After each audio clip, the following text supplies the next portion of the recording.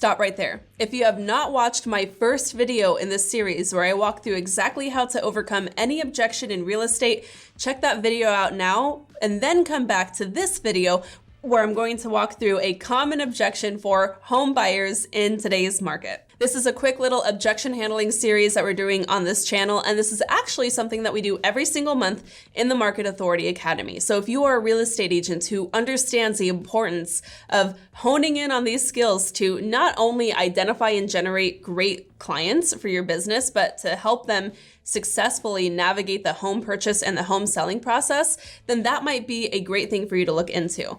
Let's walk through these steps on how to overcome this common buyer objection. And then if you want to learn more about the Market Authority Academy, all the details are in the show notes below. Okay, so let's recap where we are. We have the 4 steps to overcoming any objection after doing our research, of course. The 4 steps are number 1, we're affirming and acknowledging that the objection and the concerns behind it are valid.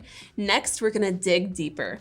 Then we're going to educate through the objection behind the objection. And finally, we can set a plan for action to help get them to the closing table.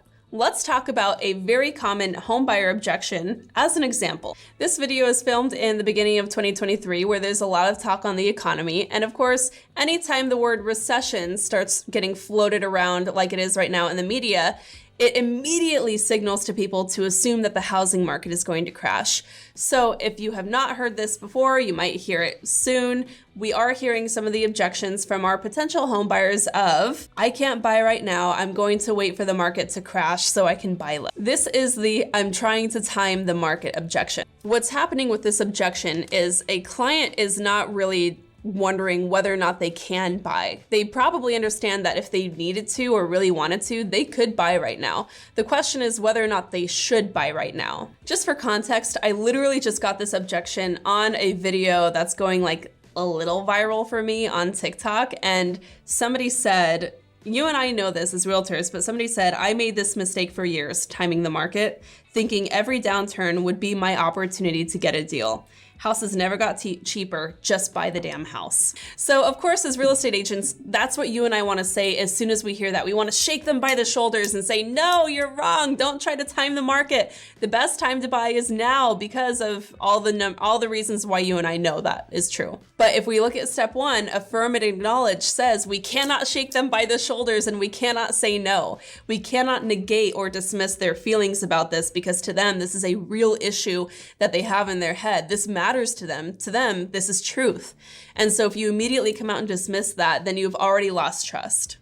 And so if I hear, well, I'm waiting to time the market, the first words out of my mouth to affirm and acknowledge are, I hear ya. Sounds like you want to get a really good deal. Tell me more about that. That makes a lot of sense to me. Tell me more about that. So I'm just going to open up the gate to start building trust and get a conversation going. Already, you might kind of surprise them because they're assuming that you're going to come out of the gate going for the hard sell and trying to just convince them. But if you just give them a moment to talk, and if you shut your mouth for just long enough to where they really start to share all their thoughts and feelings behind this process, you're going to come back with some really interesting nuggets that you can dig deeper on, which leads us to step 2. Now, what can we assume is going to be the follow-up to that? Well, I'm trying to time the market because I want to get a great deal.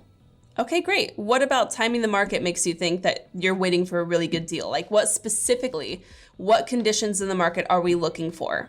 This is kind of how I would role play that. Well, if the market crashes because of a recession coming in the summer, which is what I'm hearing in the media or wherever, they might say, I can then time my home purchase to buy at the bottom and get a really great deal on a house so I can afford more home. To that, I might say, oh, okay, that makes sense. I mean, it sounds like getting a really good deal on a home is something that's really important to you. Is that correct?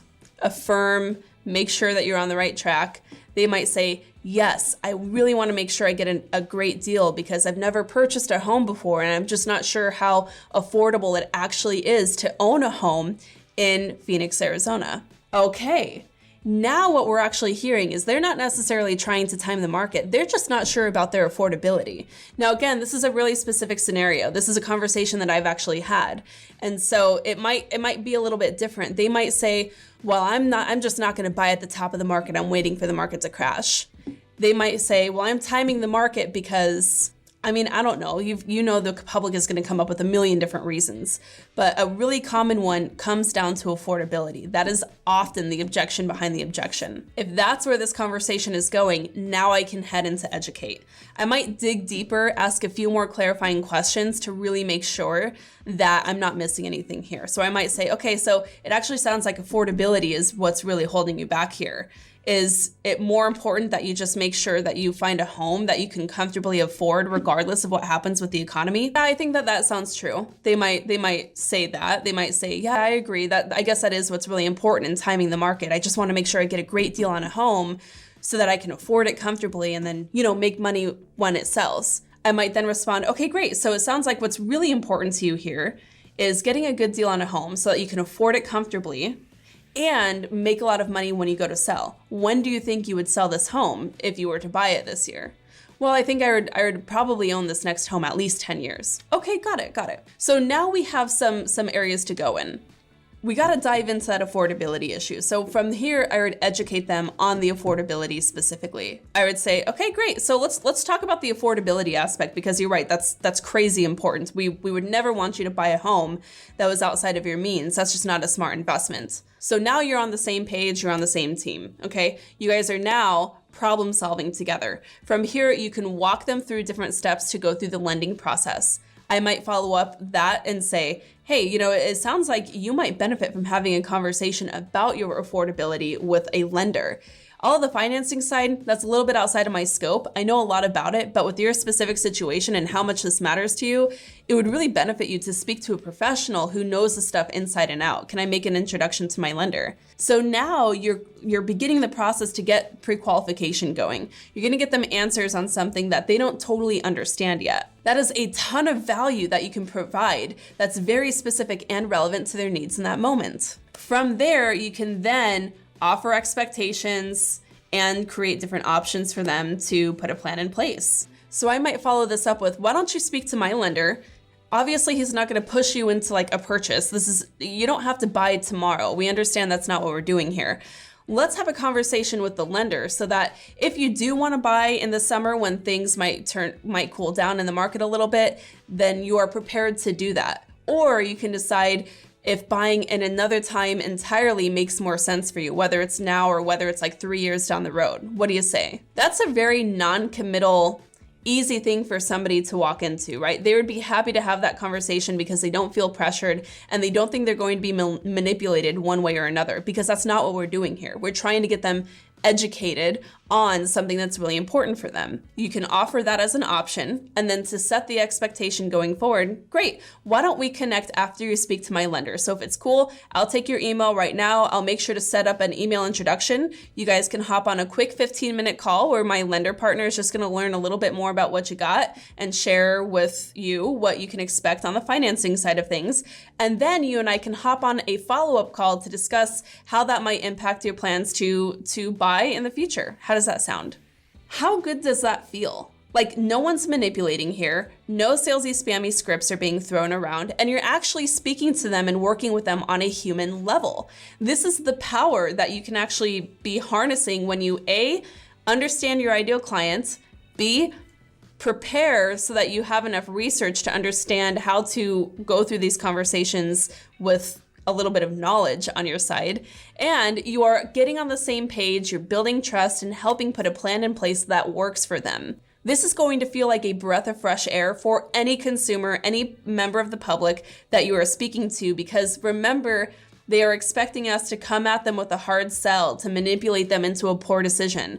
But if you are showing them that you guys are on the same team and you're working with them to help achieve a goal that does matter to them, and because it matters so much, it needs to be done with the right care, you're going to become their realtor for life. That's what I've got for you in this video. Obviously, this conversation can again become very nuanced, very niche. Context matters here too. So if you liked this video, make sure to like this video and let me know in the comments what future objections you might want me to do kind of live, quote unquote, here on the channel. And as I mentioned at the top of this video, this is something that we're working in the Market Authority Academy on every single month. So if you need a little bit of help here, definitely make sure that you are arming yourself with the community and resources you need to be successful in your real estate business in 2023. All the details to book a call and learn more with my team about the Market Authority Academy are below. Thanks so much for tuning in. Till next time, keep on crushing it.